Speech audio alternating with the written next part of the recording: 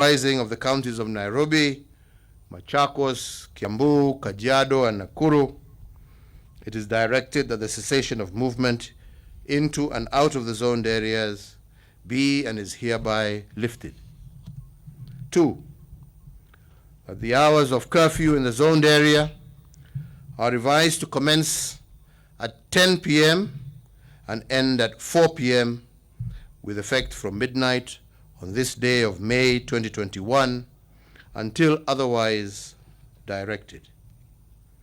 3, that in-person and congregational worship shall resume in strict fidelity to the guidelines issued by the Interfaith Council and the Ministry of Health. However, the attending congregation is still capped to 1/3 of the capacity of the place of worship. And that 4, the operations of restaurants and eateries in the zoned areas shall resume in accordance with the guidelines issued jointly by the Ministry of Health and the Ministry of Tourism and Wildlife, and restaurants are indeed encouraged to utilize outdoor spaces to maximize on physical and social distancing. For the entirety of the Republic of Kenya, it is directed as follows: that 1, all our educational institutions in all levels of learning shall reopen in accordance with the calendar issued by the Ministry of Education.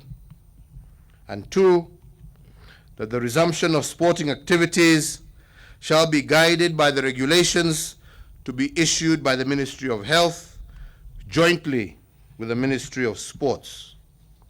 3, that all bars in the territory of the Republic of Kenya are to operate until 7 p.m. And I repeat, 7 p.m. 4, all employers and enterprises are encouraged to allow their workers to work from home, with the exception being with respect to employees working in critical or essential services that cannot be delivered remotely. And 5, that all hospitals are directed to limit the number of visitors for hospitalized patients to 1 visitor per day, to 1 visitor per patient per day. And 6, that the prohibition against political gatherings is extended until otherwise directed.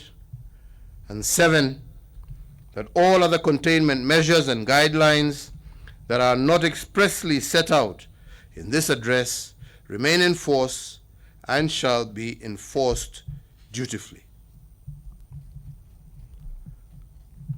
Fellow Kenyans,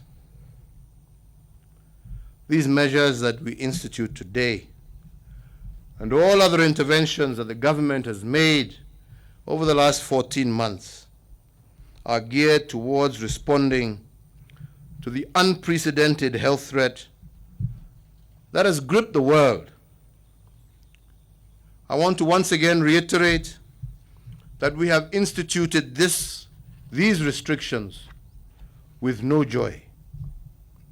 However, as a government with the responsibility and the mandate to protect the lives of Kenyans, we must fully acknowledge that that responsibility that is bestowed upon us calls for action to secure the lives of our people.